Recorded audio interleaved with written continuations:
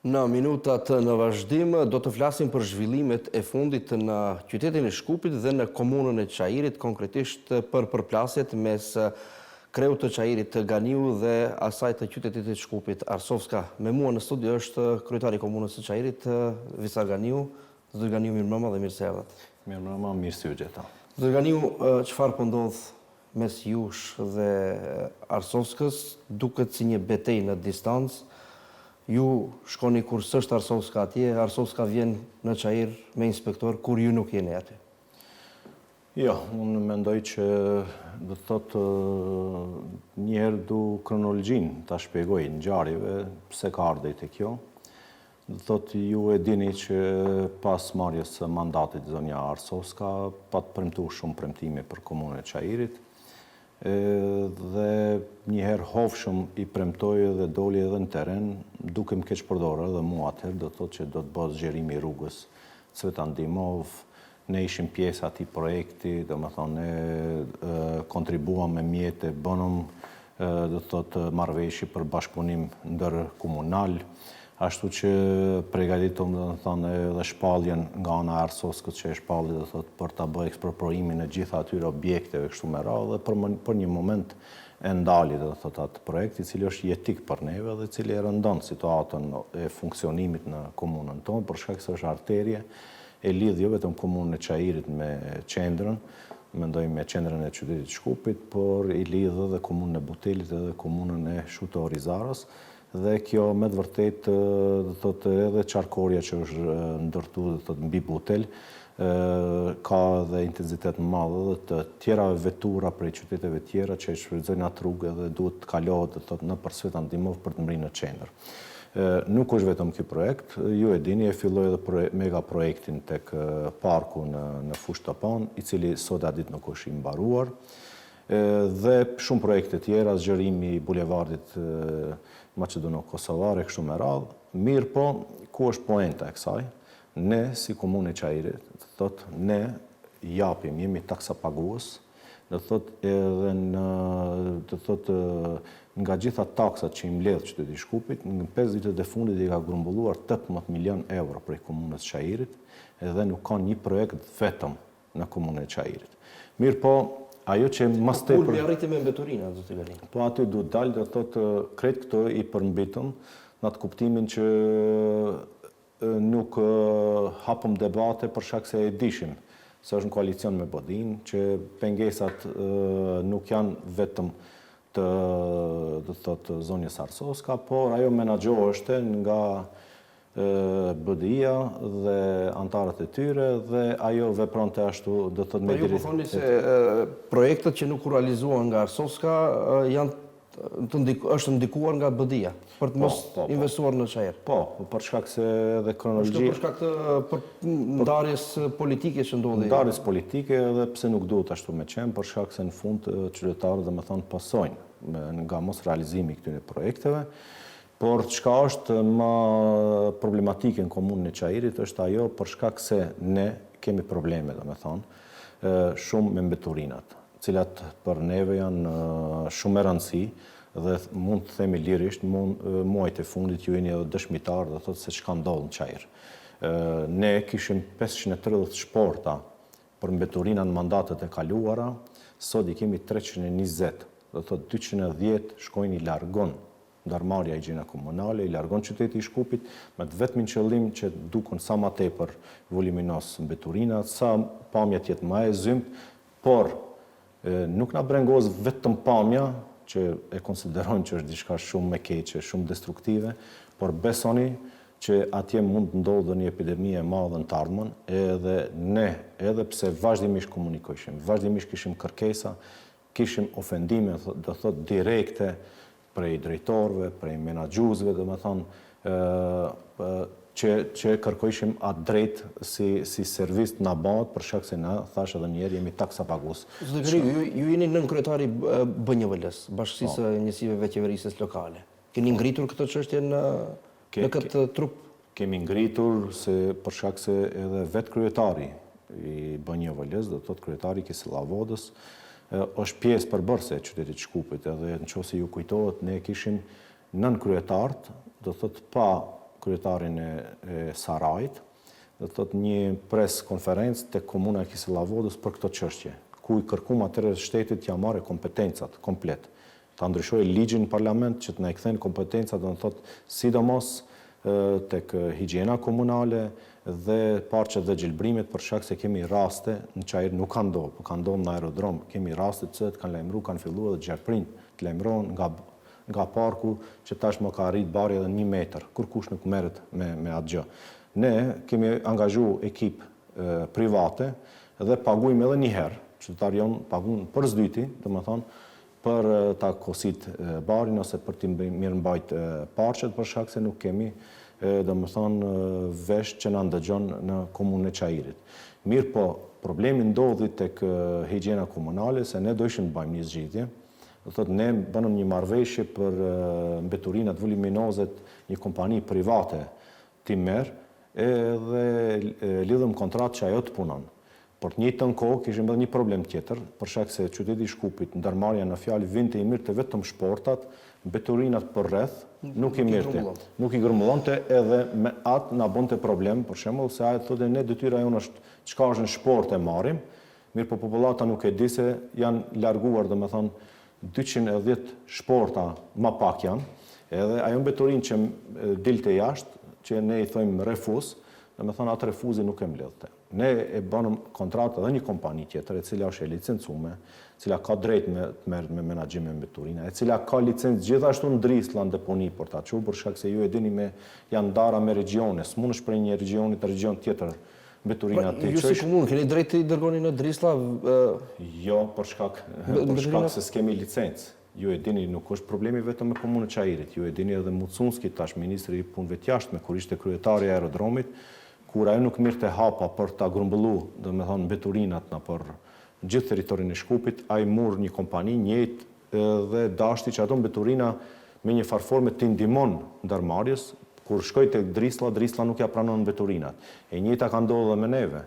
Domethënë atë ditë që ka filluar për pika të mbledh refuzin kompania, dita e parë e punës, mas 4-5 pikave që i ka grumbulluar, do thotë vinë inspektorati e ndal kamionin, edhe pse i ka të gjitha licencat. A kishte licencë kamioni në mbeturinat të cilët i hodhët në qytetin e Shkupit dhe kujt ishte ideja që të i hedhni ato mbeturina? Ideja ishte e imja për shkak se unë isha në presion të madh, do thotë të qytetarëve, presion të madh të esnafit të qarshis, të dyqangjive, domethënë për shkak se tashmë vetëm fillon sezona ku pika kulminante arrihet edhe nga turistat që vinë nga shtetet tjera për ta vizituar shtetin tonë, edhe ju e dini që në destinacionin e tyre, do thotë në hartën e tyre,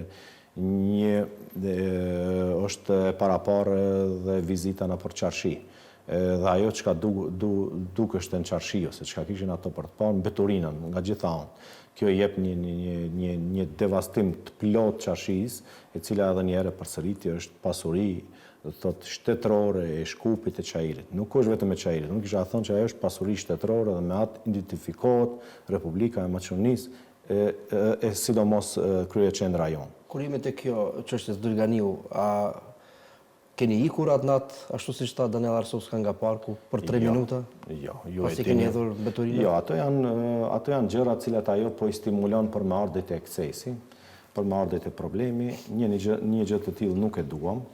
Ju e dini që atë natë edhe kamionin kur e nalën që e konfiskuan domethënë inspektorati, të gjithë njerëzit larguam, ne ishim mbi 150 veta aty. Po duheshte për të bërë problem, nuk do e epshim edhe kamionin ashtu. Nuk ishte qëllimi aty. Nuk ishte qëllimi aty, domethënë edhe ju e dini se ne fillum dhe dham pres konferencë për një qarshin e vjetër. Për një qarshisë vjetër, ne shkum në kam dhe atje. Ne e grumbullum kamionin me mbeturina, po shkum në kam, kjo ishte mbi 1 orë si proces.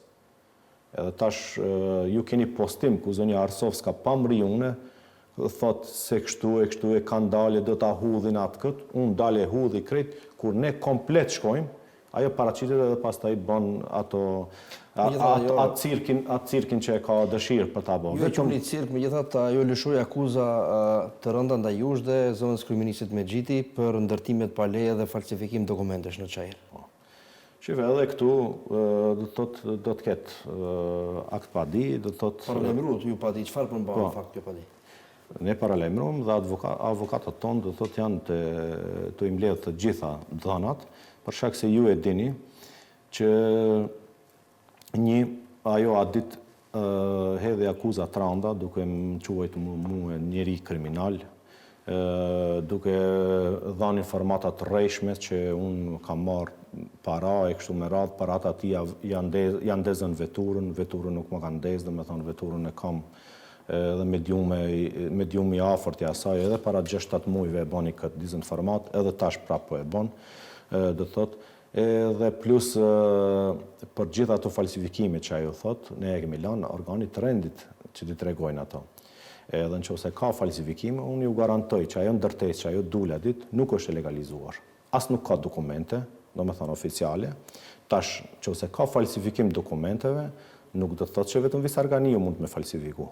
Mund me falsifiku edhe dikush tjetër. Edhe cila palë, edhe aty do t'i tregojmë gjitha gjana, do me thonë në gjyq. Por ajo tendenca asaj ka qenë atë ditë, do me thonë, për me bot cirk, në për mediume, në aparat. Kështu që ajo e luante rolin e një organit hetues që nuk është detyra asaj. As nuk i ka ingerencat asaj. Edhe është shumë e qartë diçka që duhet ta flasim. Do me thonë, një nuk bati investime. Ajo nuk përgjigjet për investime, do me thonë. Komplet, një mandat nuk e ka një investim në komunën e Çajirit. Një kanalizim më të vogël, do me thonë, nuk e ka.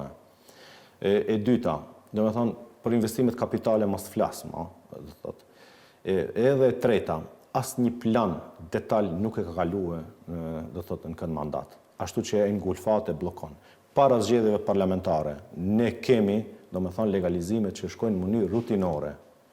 Them rutinore për shkak se në 2005, kur është marrë komuna e Çajirit, do me thonë, afro 80% të banuzëve ose të pronave, do me thonë, kanë qenë pa dokumente. Dhe ajo është më e koncentruar, do me thonë, në lagjen Dijon, lagjen Serov, lagjen Gazibab. Edhe ju e dini që këto 3 lagje, do me thonë, njëna i ka taku Çajirit vjetër, lagja Serov dhe lagja Gazibabi ka takuar komunës qendër, komuna më e zhvilluar në Republikën e Maqedonisë së Veriut. Do me thonë, ata janë quajtur lagje tegra. Njëjtë edhe Dijoni, ju e dini, kur kanë filluar të prishin murat, shtëpia, deri në Beograd ka qenë problemi i madh. Do me thonë, pse e kanë quajtur lagje tegra, edhe akur asnjëherë nuk sjell një plan detaj për atje. Njerëzit nuk kanë mujt ndërtojnë me dokumenta asgjë. Kështu që vetëm dua këtë ja u konfirmoj. Do me thonë, nga 9 shkolla fillore, 7 ne i kemi pajisur me dokumente pasi që është formu komuna Çajirit e reja me ndarjen e re territoriale ose kur vjen zotëri Izet Mexhiti si kryetar. Do me thonë, ligji është sjell njëherë për do të thotë objektet pa leje për shkak se ka qenë interes shtetëror. Afro 500.000 objekte kanë qenë pa leje në nivel të Republikës së Maqedonisë. Komuna e Çajirit është 3.4 km2. Do me thonë, 500.000 objekte nuk mund të kërkojnë në Çajir. Ato janë... Aty desha dalë që ka ndërtime pa leje në Çajir nuk kontestohet ajo. Nuk e mohojmë. Ka është vërtetuar dhe ju e keni thënë këtë, po dihet numri i këtyre objekteve pa leje në Çajir? Do me thonë, ne kemi... Ju si komunë keni ndonjë numër sa objekte pa leje aktualisht? Do të thotë me objektet vogla dhe të mesme, që i thojmë ne, sigurisht që numri ndoshta kalon mbi 100-150, po nuk është e vërtet që komuna e Çajirit prinë në këto procese.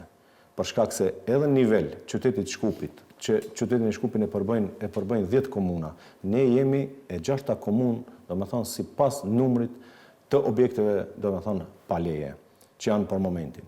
Kështu që janë 5 para neve, edhe askush do të thotë nuk mirët me ato, po as që e adresoj unë e tjemë, se tash du t'jem korekt ndaj kolegëve tjerë. Por nivel të Republikës, do të thotë, ne jemi dikun nga gjysma prej 81 komunave që janë.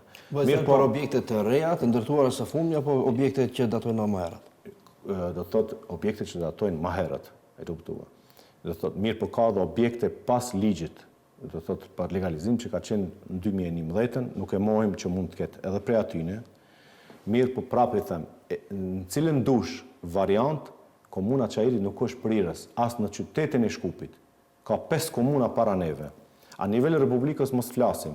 Për shkak se them edhe në qytet Shkupin, nëse bëjmë komparacione, ne kemi komunat që numri është më i madh 3 herë se sa në komunën e Çajirit. Arsovska denoncoi se ndërtime pa leje ka edhe në komunën e Gjorçës, megjithatë atje nuk shkoi me inspektor. Ndërtime pa leje ka në 10 komunat e qytetit Shkupit. Në asnjë komunë nuk mundesh me thonë që nuk ka ndërtime pa leje.